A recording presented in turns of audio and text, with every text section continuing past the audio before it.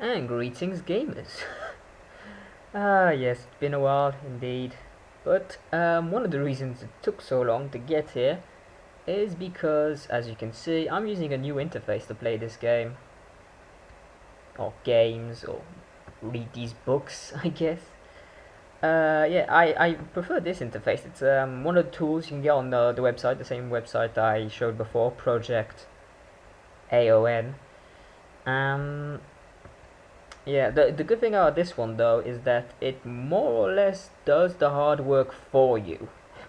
That and you can set various settings, like difficulty settings, make the game easier, harder for you. For example, I made it so I can dual wield,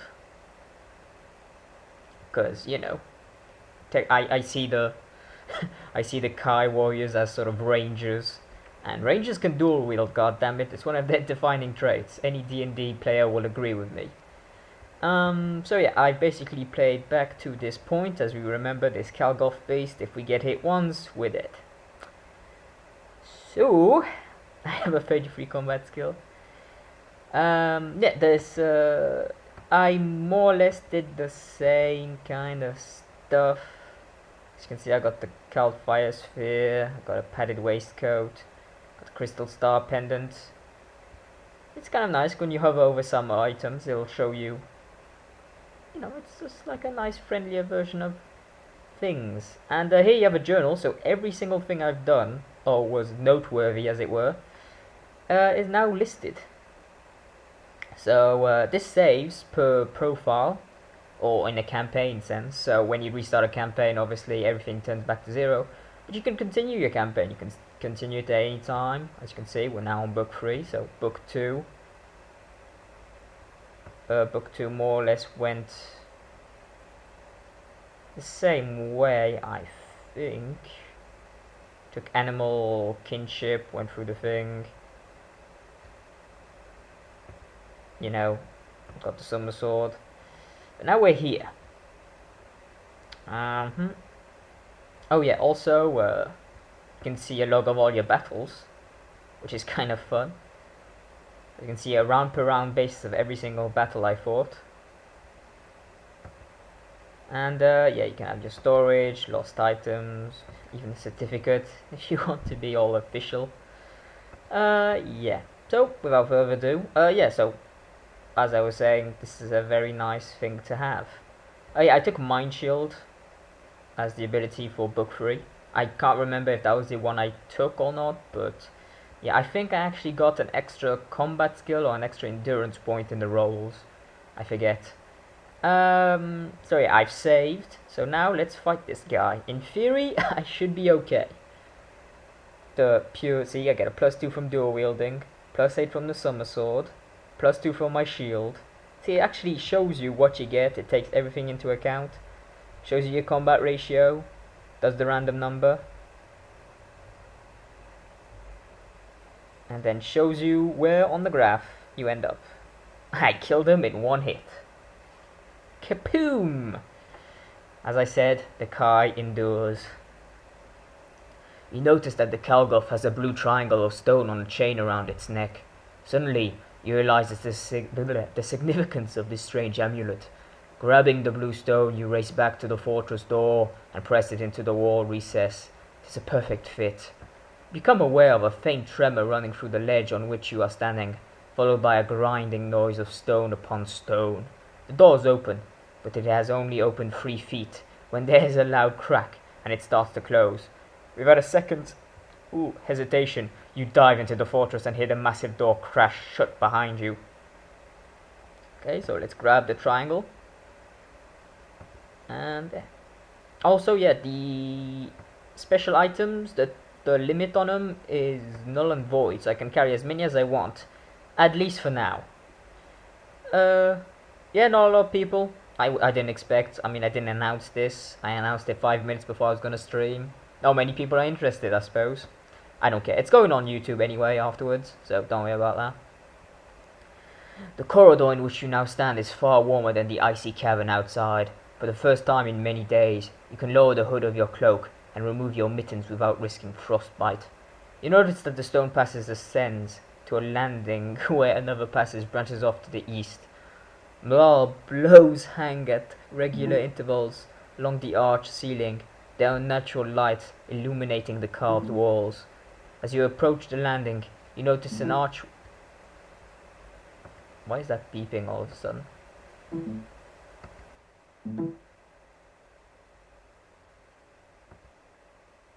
There you go. Problem solved.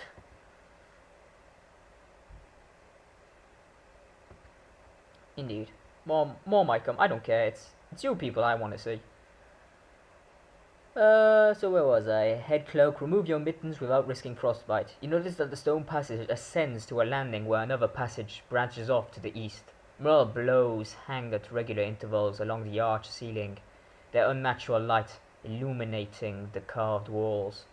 As you approach the landing, you notice an archway leading into a small room beyond.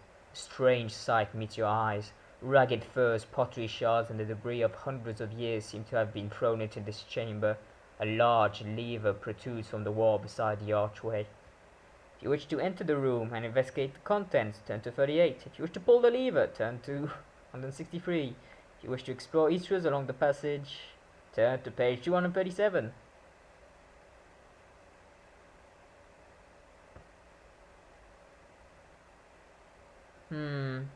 You see, a small room, ragged debris, basically junk, thrown inside the chamber. I'm thinking this is the garbage thing. The lever will just drop everything into the garbage chute.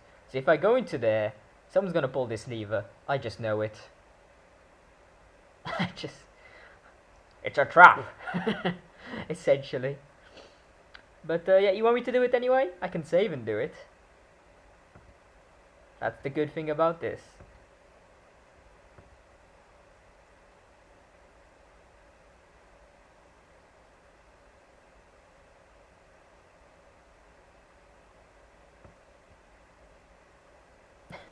That's a yes. So let's investigate it.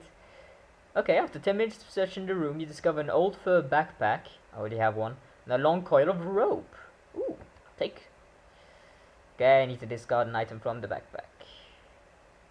I took a fur blanket from the shop in book 2. I figured, you know, Kalte, it's cold. I'll get rid of...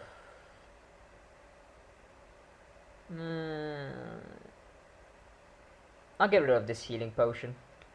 I got enough healing. I got 9 worth of healing. And the rope is handy, not gonna lie. You may take the backpack only if you do not wear one, but the rope counts as 2 backpack items. Ah. So that's why, yeah. Finally satisfied that there's nothing else of significant value, you leave the room and continue. Oh, so it wasn't a trap. I'm sure that lever would have closed the door or something, though. Levers are never good. You soon reach the bottom of a flight of broad stone steps that ascend northwards to a landing 30 feet above. The center of each step has been worn smooth by the feet of countless creatures that once inhabited the lower levels of cold Ikaya. As you climb, you wonder how long you will remain undetected. So far, you have neither seen nor heard any other living soul in these deserted passages. You have the element of surprise on your side. You now pray that Vonotar is unprepared for an intruder from the depths of his own fortress. You reach the landing and pass through an empty hall, towards a darkened archway beyond. Here, the passage splits and branches off towards the east and west. You are hungry and must eat. So you push the button, you push the thing, it does it for you. This thing is fan-fucking-tastic. Now, east or west? I'm going to say east. You walk along the passage for several minutes until it takes a left turn. To your dismay, you see that a huge fissure has opened, destroying most of the walls and floor of this new passage. The gaping hole is dark and wide. Ooh, we have the rope. Yay for the rope! A marble hangs from the ceiling directly above the fissure. If you wish to try and attach your rope to the bowl and swing across, turn to page 201. If you don't wish to risk falling into the fissure... Now let's Indiana Jones this bitch. I'll save it for the purposes of not having to replay countless pages. Save scumming for the win. The bow creaks and splinters of stone fall from the ceiling as you swing across the black fissure. But you are lucky. The rope holds, and you land safely on the other side. With a flick of your wrists, you retrieve the rope and set off along the passage. You have gone only a few yards when you notice an arched stone door to your left, adorned with strange carvings. These carvings depict hundreds of skeletons, entwined around smooth blocks of stone. To the side of the door you see that a lever in the wall is raised. Like I said, levers are always bad things. Never pull the lever.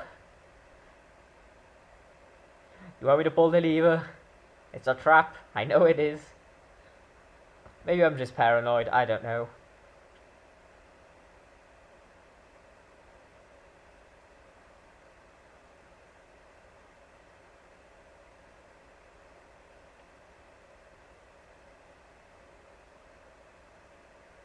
Okie dokie. Everyone just, yeah, do it, motherfucker. Ooh, the stone door grinds open to reveal a small, dimly lit chamber. A black monolith 8 feet high stands directly in front of you. It is covered with strange symbols. You advance to get clearer look when the door suddenly begins to close behind you. There is no lever inside the chamber. God damn it, game. If you wish to take a dive through this shrinking gap. Is that sort of like a code? So if you look, squint your eyes, you see something, or left or right? Yeah, we're not staying where we are, we're jumping through the gap. No god! The door is closing fast. There's very little space left through which to escape. I'm gonna lose some shit. I know I am. That's probably a death. Yeah, unfortunately, you mistime your dive with disastrous consequences. Both of your legs are crushed by the closing door, and you slowly bleed to death. Yeesh. Reloading! Like I said, levers are always a trap. You follow this passage northwards until it turns abruptly towards the west. A few yards ahead, a flight of stone steps ascends to an archway 30 feet above.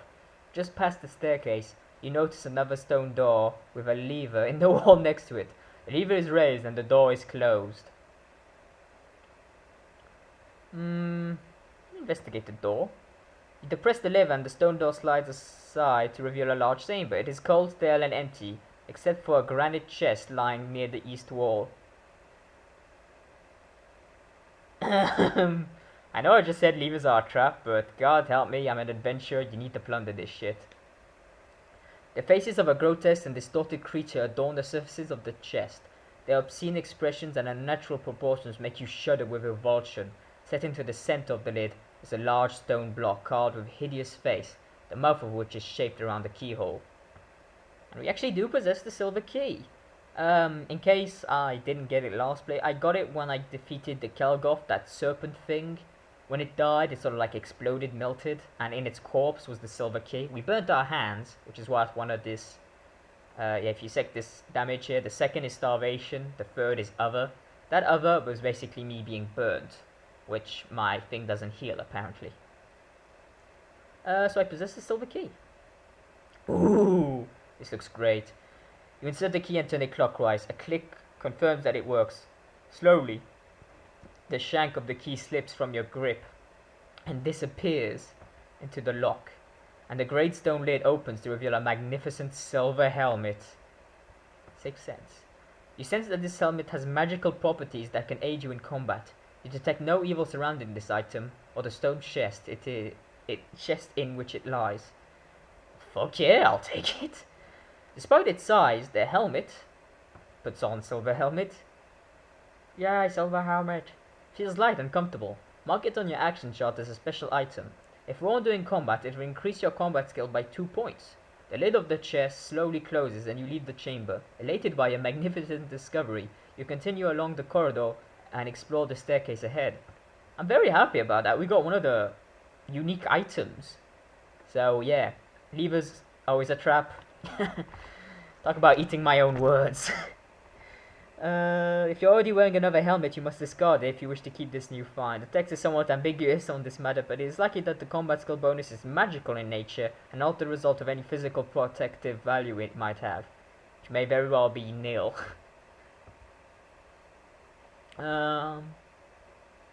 That's interesting, considering, you know, the silver helmet. I think a normal helmet gives you +2 endurance points. I could be wrong. I don't think it's combat, a normal helmet. I could be wrong, but there we go. So that one gives you combat instead of health, which, not gonna lie, kind of useful. Okay, you climb over 100 stone steps before arriving at a narrow landing. Go lock roll! 5. Ooh, barely made it. Considering you had to add 3 if you had hunting, I'm guessing the 5 to 9 was a good thing. To your right, you notice that a stone door is cunningly concealed by an intricate wall carving.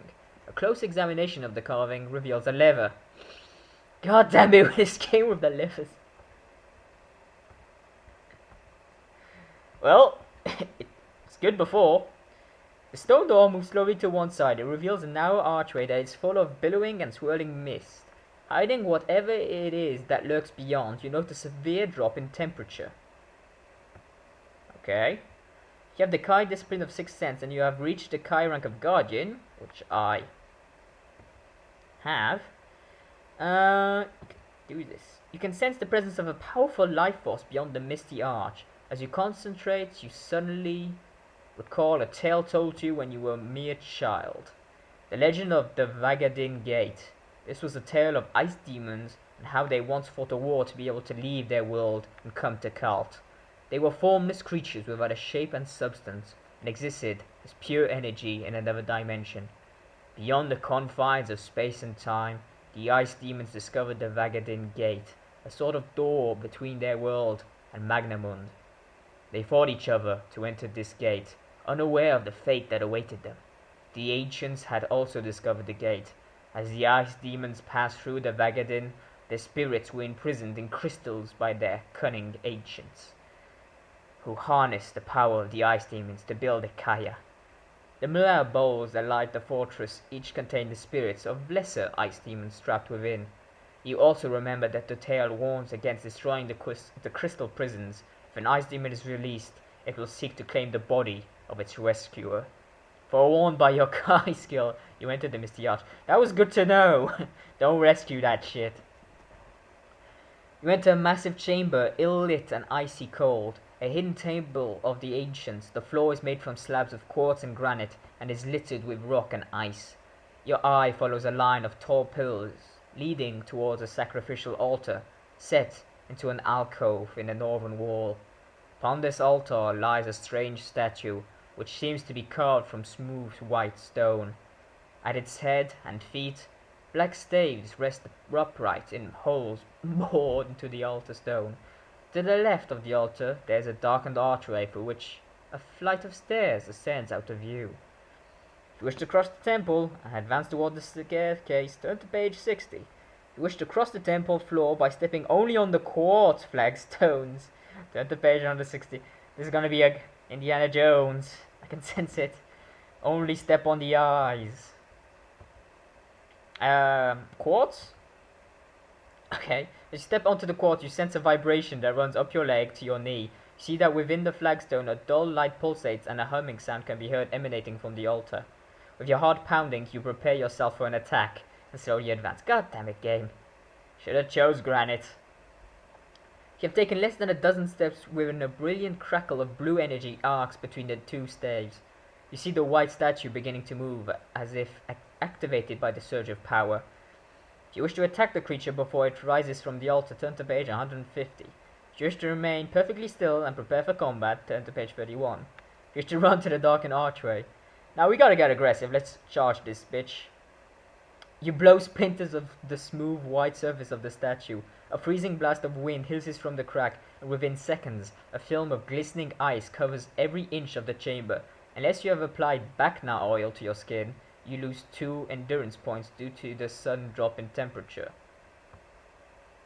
Now, I'm pretty damn sure that in my last playthrough, I did apply that.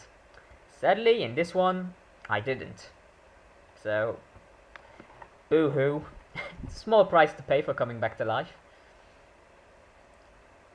To your mounting horror, you see that the wind is taking the shape of a small cyclone. It is drawing all the loose ice and rock of the chamber towards its core.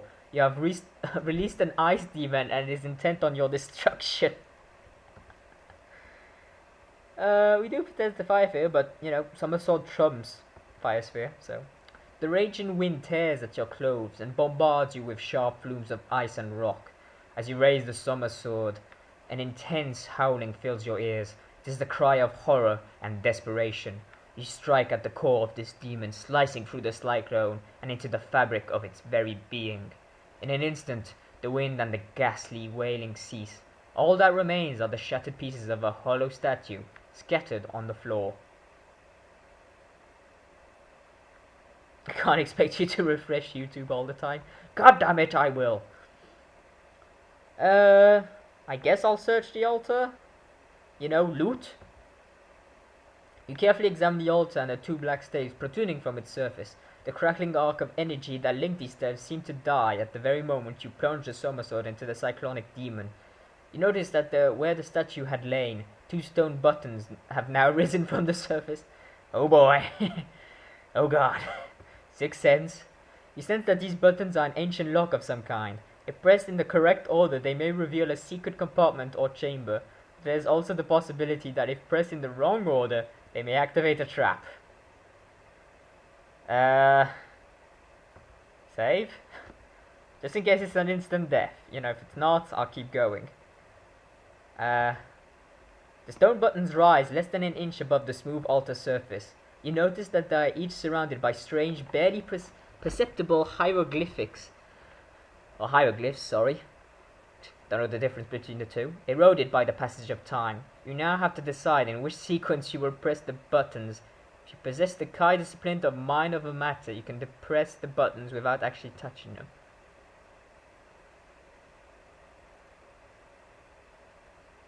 I guess left. Okay, a secret compartment. Yes! I am the man! Secret compartment slides open at the base of the left altar staff. Inside, you discover a small statuette, a stone effigy.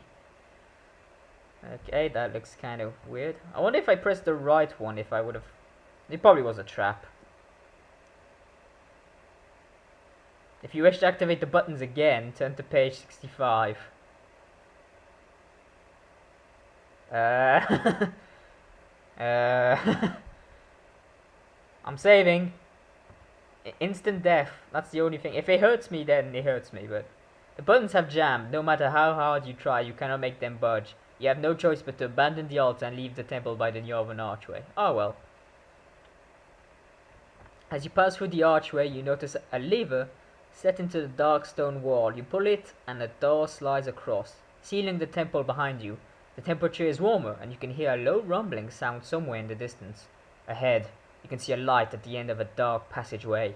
You discover that it is shining out of an oblong portal close to the floor, through which you can see a corridor 10 feet below. If you wish to squeeze through the portal and drop into the corridor, turn to page 208.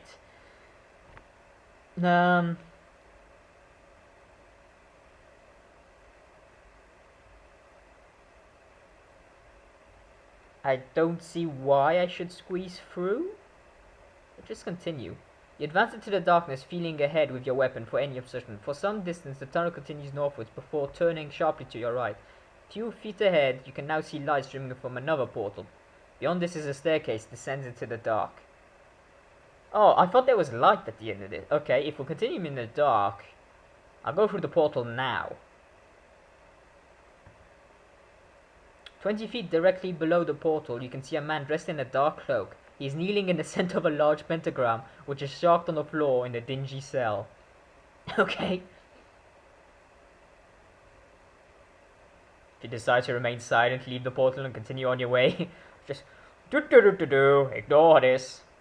Yeah, the guy, you know, he's got a pentagram on the floor. He's gotta be good, right? The man jerks his head back as if suddenly woken from a trance. Who's there? He whispers, his deep-set eyes peering into the gloom above. Is anybody there? Or does madness now befriend me?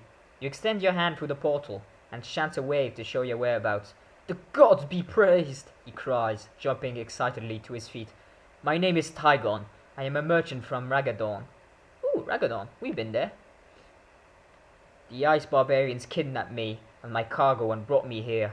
I now await an audience with their new Brumalmach, the summoning sorcerer called Vonotar. It seems that he will decide my fate. If you free me, I'll help you as best I can. If you have a rope, you can lower it through the portal and help the man to climb out of his cell. Fuck yeah, we're helping the man. In spite of his frail physique, the man climbs with surprising speed and dexterity. You pull him through the portal and retrieve your rope.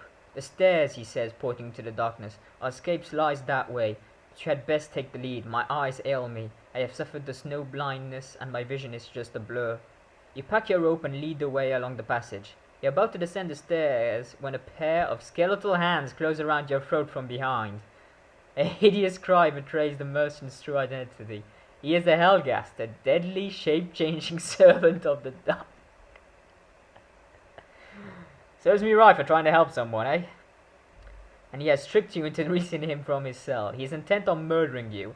You desperately gasp for air as the skeletal fingers tear and burn at your throat. We lose 6 endurance points. Ouch. If you are still alive, you can break free from his steely grip. You must now fight this creature to the death. Due to the surprise of the Helghast attack and the injury he has inflicted on your throat, you are unable to swallow any portions prior to combat. God damn it, game.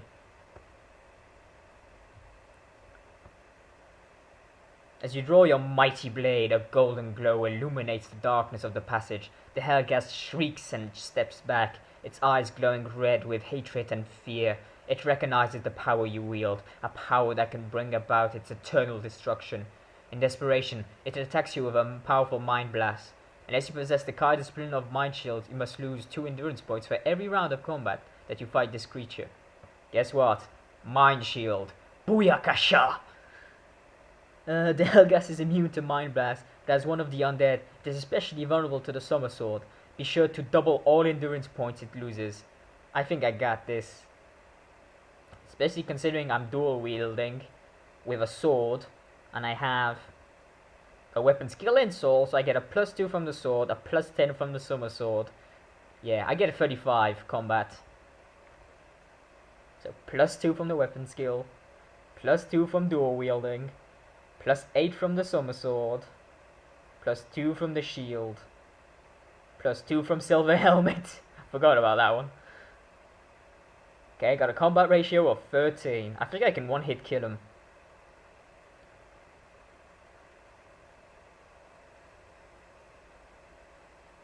Okay, 16 damage, but since I double it, because it's the Summer Sword, I do 32. He's dead. Okay. Another thing I like, it actually separates the damages, as you can see. So, first number is combat damage. That's the damage that heals with the healing skill. Second is starvation damage that only heals via eating. And the third is other damage, which doesn't heal to the best of my knowledge. At least I think. Maybe a potion heals it, but I'm not exactly willing to use one of my potions. Unless... Nah, I'll just heal if we run into trouble. The Helghast smoulders and decays at your feet, a vile green gas seeping from beneath its robes. As you stare at the remains, you realize that this creature must have been sent here to kill Vonotar by the Dark Lords. You crave Vonotar's death for his failure at the Battle of Holmgulf. The evil wizard must have discovered the Helghast and imprisoned it within a pentagram until it could devise some way of killing it for good. I figured the pentagram mean he was evil. Why did I listen to you in a chat? Eh? You bring me nothing but trouble. You gingerly touch your wounded throat and thank the gods that you wield the Summer Sword. Its power has once again saved your life. You turn and quickly descend the stairs, leaving behind the Helghast's foul remains. At the bottom of the staircase, you discover a new tunnel going northwards. You're about to follow it when your hand touches a lever protruding from the wall to your right. Closer examination reveals a secret door. Let's open the door, shall we? Because, you know, levers are always good. The door slides open to reveal a wide, well-lit corridor running north to south. The low rumbling noise you detected earlier seems much louder here than in the darkness of the passage behind.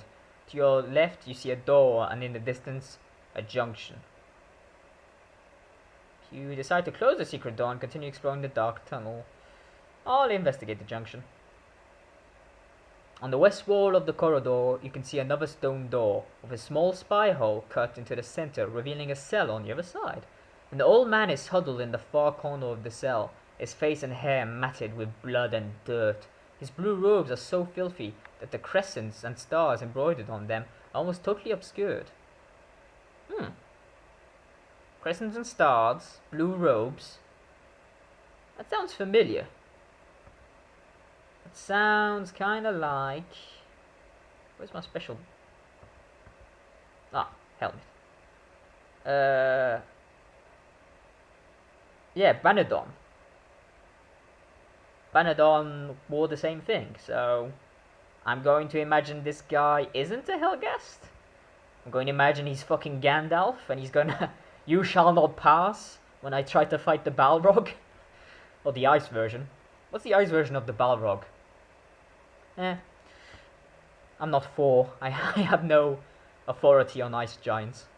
Upon my soul, a Kai Lord! He exclaims, his eyes now widen with astonishment. How I've prayed for your freedom. Oh, for my freedom? I don't care for you, I didn't know you existed. For deliverance from this infernal place. And although hope never deserted me, I never expected such an illustrious rescuer. In the middle of his excitement, the old man is suddenly disturbed by a fit of coughing that leaves him pale and exhausted. It is a few minutes before he can speak again. My name is Loy Kimar. I am an elder of the Magicians Guild of Toran, he says, slowly removing a small crystal star pendant. The symbol of the guild from beneath his tattered robes. The guild is known as the Brotherhood of the Crystal Star, and the magician shows his pendant as proof of his identity. You ask him how he came to be imprisoned here in Ikaya, many hundreds of miles from his native Toran. Vonotar, that unspeakable wretch, is responsible for my plight. Days before the Dark Lord invasion of Summerlund, he betrayed your Kai masters to win power, the black power of death and darkness. However, he failed to play his part in the war plans his evil masters had laid. The Dark Lords do not tolerate such weakness. Mercy has no place in their brutal minds. In the bitterness of defeat, they sought to destroy Vonotar for his crime of failure. Vonotar knew that I possessed the only means to effect an escape from their vengeance. For my guild staff has the power of teleportation. Fuck yeah, teleportation. We're bringing Gandalf along, guys. I know his name's like Loy Kirma. No, he's fucking Gandalf. He tried to steal it and flee to the safety of Ikaya by himself, but he learned that its power is not for all men to share. Only I am blessed with its secret. He was angry and would have murdered my kinsman had I not agreed to bring him here, so I had no choice but to do so. Ever since I have been a prisoner in this cell, Vonotar has tortured my body and my mind, but I have not divulged the secret of my guild staff, which he now keeps in the hall of Brumalmach.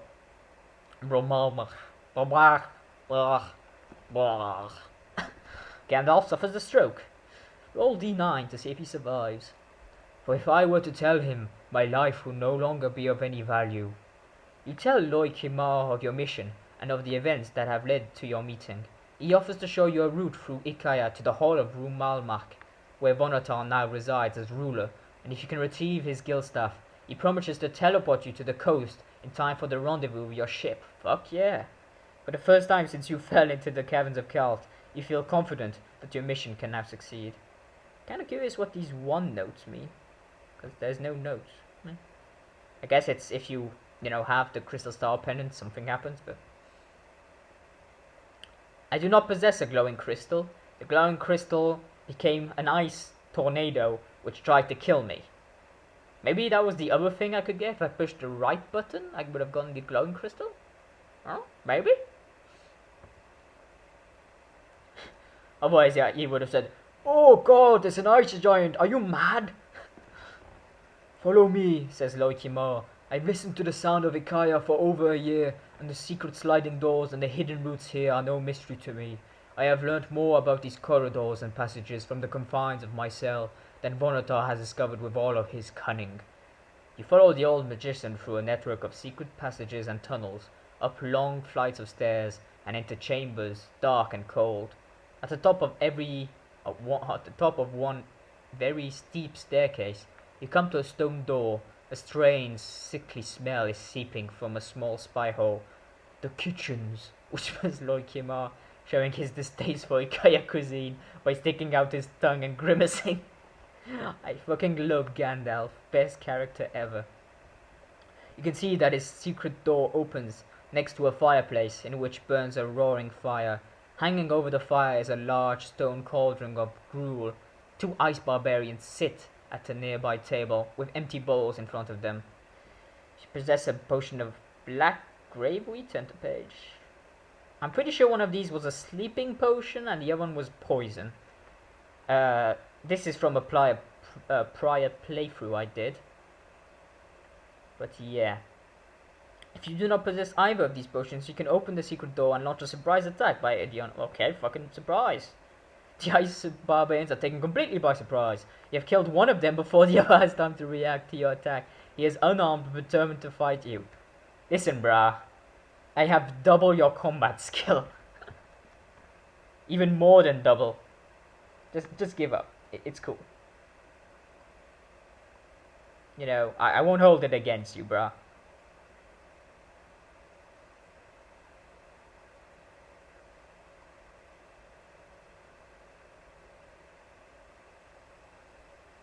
Even with a 1, I'm pretty sure. Yeah. I'm fucking powerful, boys.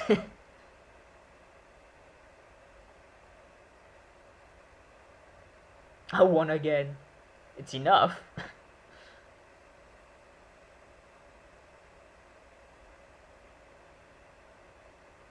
And we win.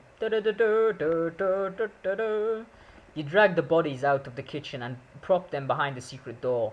When you return, Loikima is busy examining the bottles of herbs that line the kitchen's shelves. He pockets several jars and mixes the contents of 2 others in a small stone bowl. He offers you a handful of the dry leaves and urges you to eat them.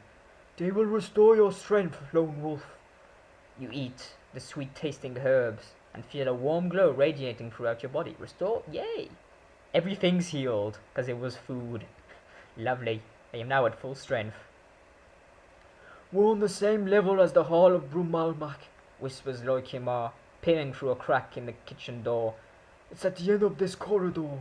2 ice barbarians stand beside the jewel-encrusted doors that lead to the great hall. They are covered from head to toe in strange bone armor and armed with crystal swords.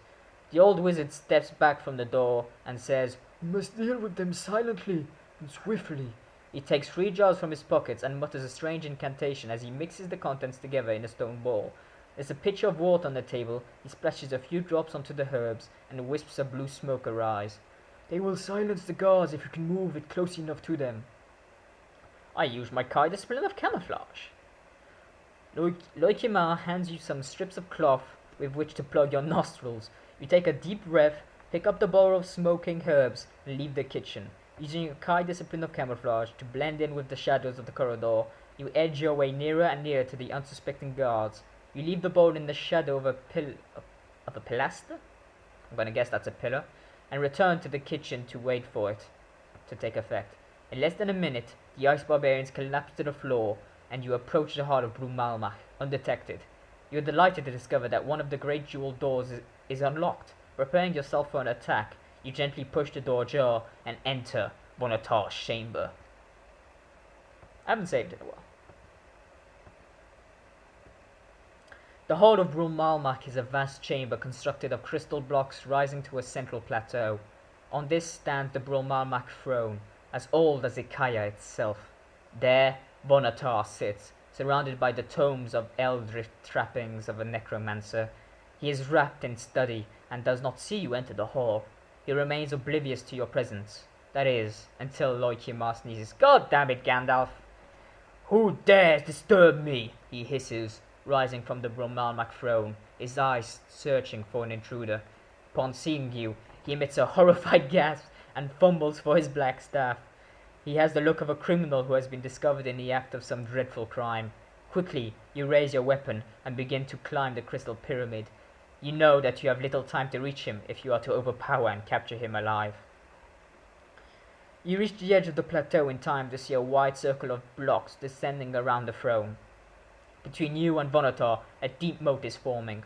Then, from the depths of the moat, you hear ghastly, inhuman gibbering.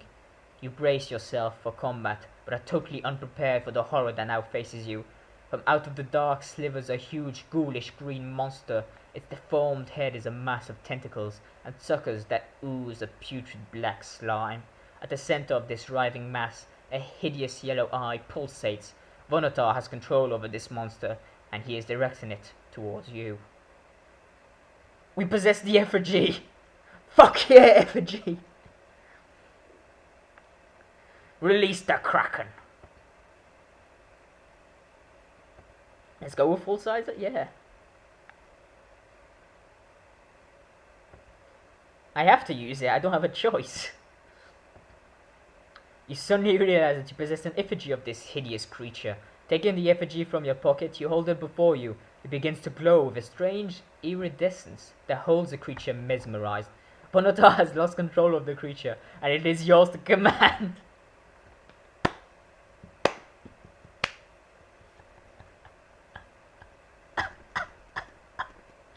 I fucking own a Kraken.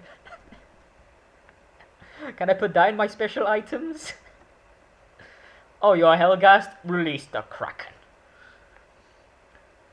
Okay. The wizard, realizing he has lost, retreats from the moat. Lokimar arrives at your side. He is breathless and is trying to say something to you. Use it, Lone Wolf. Send it against Vonotar. You will the monster to capture and hold Vonotar, and it instantly obeys your command. The traitor shrieks with terror and faints as the slimy tentacles close around him. You notice Lokimar hurl a handful of powdered herbs into the moat.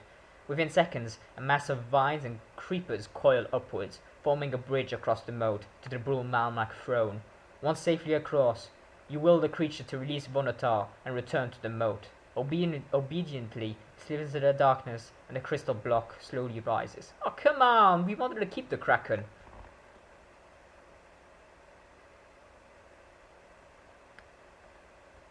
You knew the effigy. I didn't. Tie him, Lone Wolf, shouts Lokimar. So I don't get a final boss? That kind of sucks. I wanted to fight something. Okay, as he searches for his guild staff, and be sure to strip him of his rings and amulets. He is a mastery of trickery. He will not want him to miss his special homecoming to Sommerlund. You follow Lokimar's instructions and make sure that Vonotar is secured tightly. Oh, whatever. Here she is, the old magician eventually cries, triumphantly discovering his guild staff amongst the tangles of vines at the base of the throne. Apparently, it's a she. That says load about Gandalf I don't want to get into. He is anxious to leave, so you thank him for his help and pass him your map of Kalte, pointing out the position of the ship Cardinal. Those of you at home who have forgotten, said Map. Kalte. We were meant to rendezvous over here? No, here. Pretty sure it was here. Could be wrong. I'll not be needing that, he replies. Maps are invariably wrong. I prefer to rely on my own sense of direction. Oh god. Lokimar raises his guild staff, and a dazzling beam of light flows from its tip. He makes 3 wide sweeps of the air, and the hall of Brumalmak is transformed into an umbrella of color. A reading rainbow. As the colors fade, you become aware of the sudden drop in temperature. You now stand upon the Luchhide shelf, at a point less than a half a mile from where the Cardinal lies at anchor. Lokimar and Vonotar are close by, both shivering in the chill morning air. Within minutes, you are sighted by the ship's lookout, and the longboat is dispatched. As a wriggling Vonotar is hoisted unceremoniously aboard the Cardinal and deposited in the brig, the captain is the first to congratulate you on your skill and daring. But how did you manage to return so quickly? He asked incredulously. We were not expecting you for another 10 days. Let us say, interrupts Lokimar, because you are a silent protagonist and can't speak, that the wisdom of the Kai and the law of the Magicians' Guilds can surpass the limitations or even time itself. A puzzled expression crosses the captain's face, but it is gradually replaced by a smile as he begins to understand the magician's curious answer.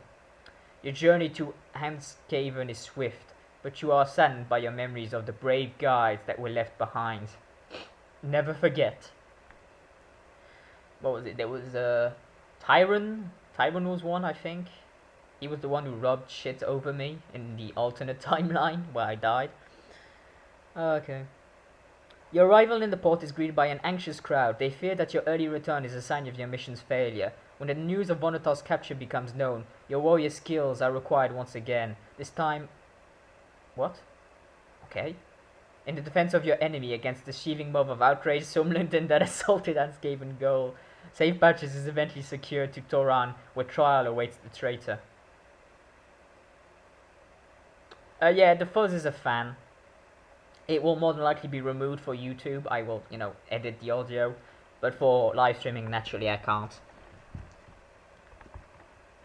I mean, hey, let me just... Yeah, that didn't do much, did it? It's the computer fan. It's a laptop. Can't be helped. Upon the dawn of the feast of Mesman, in the depths of Guildhall of the Crystal Star, Vonotar the traitor is tried by his brotherhood and found guilty of his terrible crimes. He is led away in silence to the deepest chamber of the Guildhall, wherein lies the Dazian, a portal of total darkness, the door of an eternal prison from which there can be no escape. Basically, he was sent to the Black Hole. The Black Hole. Let's look at this again. The Black Hole. I just like saying the Black Hole. Okay, that's it. Vonotar is led away to the deepest chamber of the Guildhall, wherein lies the Dazian. You are the avenger of his crimes, and it is you who cast the wretched traitor into the limbo of Dazian. Your mission is now completed.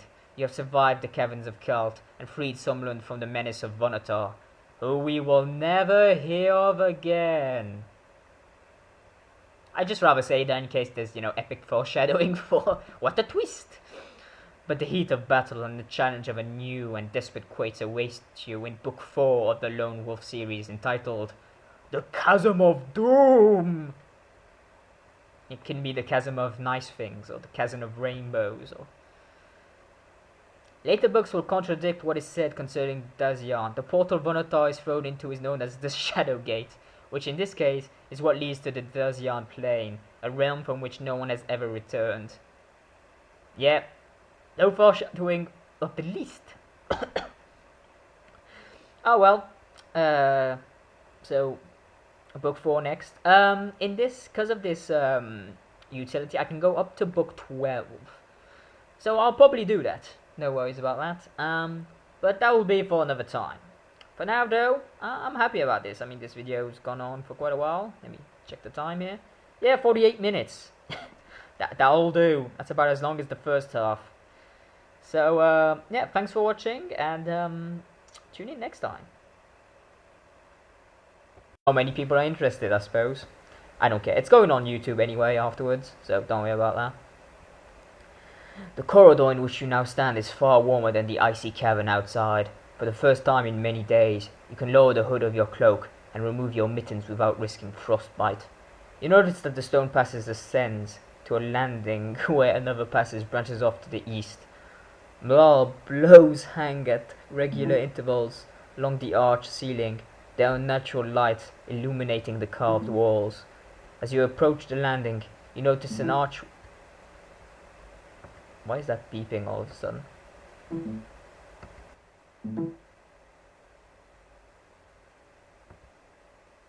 There you go. Problem solved.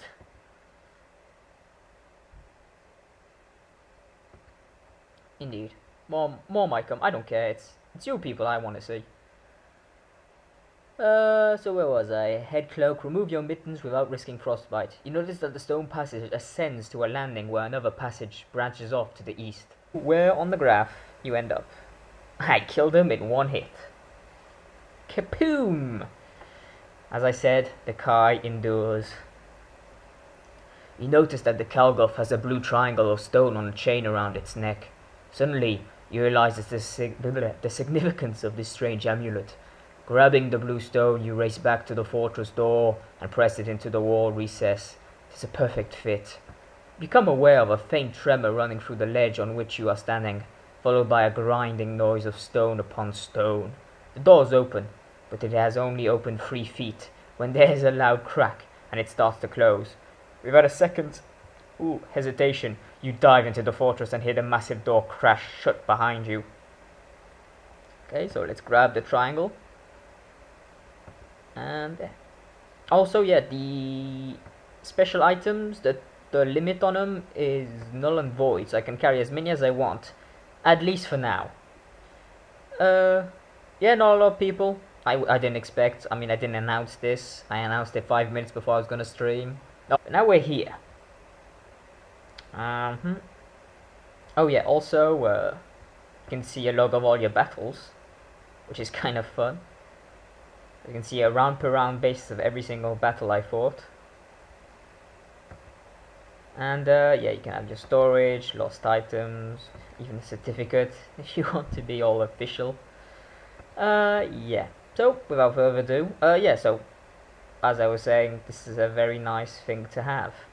Yeah, I took Mind Shield as the ability for book 3.